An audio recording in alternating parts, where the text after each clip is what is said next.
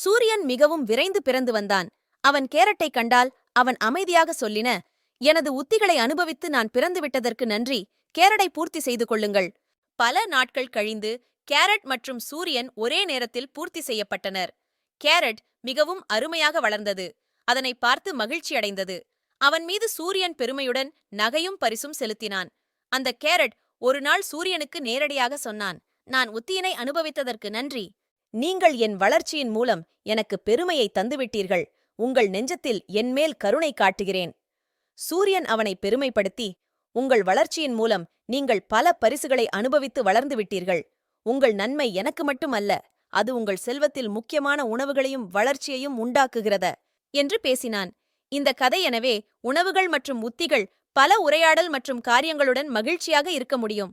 ஆரோக்கியமான உணவுகள் பொதுவாக இருந்தாலும் விரைவான உடல் மற்றும் மன செலவுகளை தாங்க உதவும்.